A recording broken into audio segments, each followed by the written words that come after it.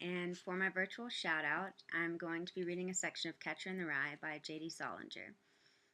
This book was a huge part of growing up for me, and I fall in love with it every time I crack the cover again.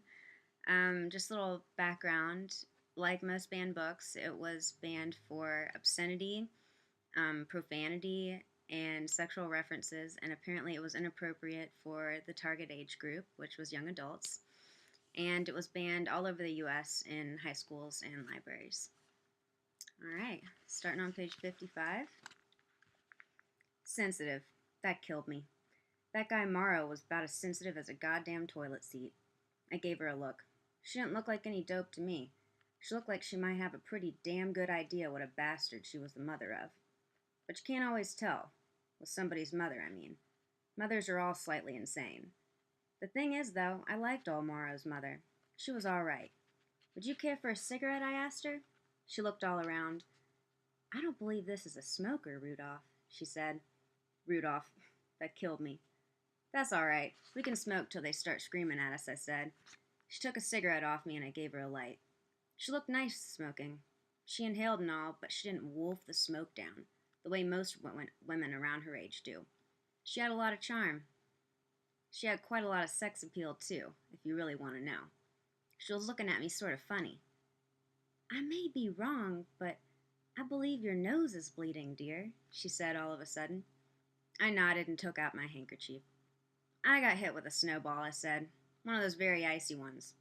I probably would have told her what really happened, but it would have taken too long. I liked her, though. I was beginning to feel sort of sorry I'd told her my name was Rudolph Schmidt. Old Ernie, I said. He's one of the most popular boys at Pensy. Did you know that? No, I didn't. I nodded. It really took everybody quite a long time to get to know him. He's a funny guy. A strange guy in a lot of ways, know what I mean? Like when I first met him.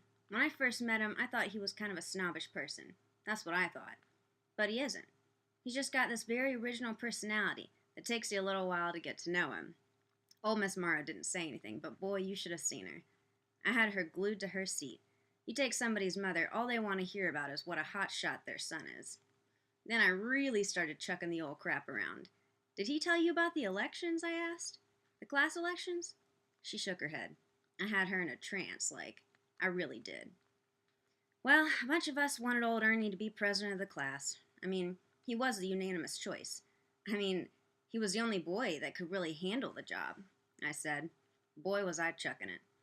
But this other boy, Harry Fencer, was elected, and the reason he was elected, the simple and obvious reason, was because Ernie wouldn't let us nominate him. Because he's so darn shy and modest and all. He refused. Boy, he's really shy. You ought to make him try to get over that. I looked at her. Didn't he tell you about that? No, he didn't. I nodded. That's Ernie.